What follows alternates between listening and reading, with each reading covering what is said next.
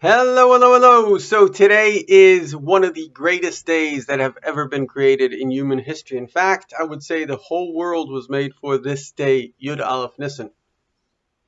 What is so special about today? What is amazing about today was the Moshiach, some people call him the Messiah, was born. So, practically speaking, we know that every single generation has a Moses, has somebody that is a potential Mashiach, somebody that will bring about a state of universal peace. And most importantly, this is a very, very deep concept. He will bring the Shekhinah. The Shekhinah is the manifestation.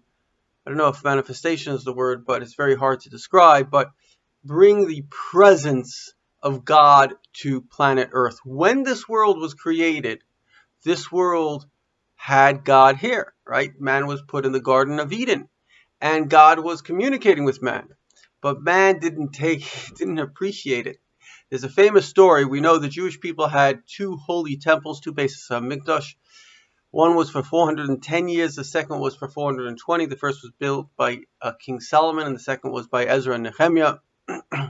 And to make a long story short, they were both destroyed. And we know there's going to be a third temple. It's actually built in the sky. It's waiting to come down. And the story is, why were the two destroyed if God runs the world? Why does he destroy his own, so to say, palace? The answer is, Reb Levi Yitzchak Barditchev gave an example. He said, once there was a son, and the father loved him very much. He made for him a beautiful coat. But the son didn't appreciate it. So he ran around and it got torn and got muddy and dirty. So he made him another coat. And again, he didn't appreciate it. So the father got clever. He said, listen, buddy, here's the coat, but I'm hanging it up. If you become mature and you want it and you have that respect for it, then it's going to come to you. And the same thing, and this is everything. This world is really about a relationship between God and man. Now, of course, God is infinite. Sometimes people make a mistake. They say, Hashemayim, Shemayim Lashem, the heaven is for God, and earth is for man. That is a tremendous mistake.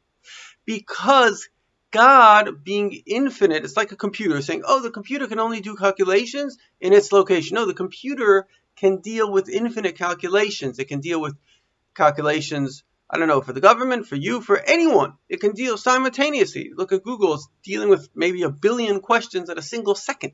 Look at GPS, it's dealing with billions of cars at a single second. So computers can do billions of things. If it was infinite, could do infinite things at the same time. So God, even though he's infinite, which is infinitely beyond us, because he's infinite, he can simultaneously be within us, simultaneously be with us. And that's the whole point. But for this relationship to occur, let's say you have, I don't know, a woman and she's infinite. So, but she's waiting for the guy to say, I love you, right? Women wait for the guy. Why? Because if it's going to be a relationship, the interest has to be there. He has to want it. And so we may be the simple guy that, there's this great Shekhinah, the great presence of God that wants to be with us and guide us, but it's waiting for us to say to her, please be part of my life. And this is the spiritual dimension, and really the one that most brought the presence of God, because it's here. 64% of the world believe they have a personal relationship with God. That's a lot of people. 84% of the world believe in a higher power. So the point is that we have arrived, at least the majority, at this time. And now we're very soon, please God, this very day, the Rebbe, and not only the Rebbe, because Mashiach, the way God made the world is we have great lights. See the light? We have great lights that are able to shine divine wisdom and encourage us. And that's come, like we said, from Moses to Moses, and every generation has one. And so the Rebbe was the Moses of our generation. And I encourage you to go to the Rebbe.org, Chabad.org, study his wisdom, go to Toward a Meaningful Life.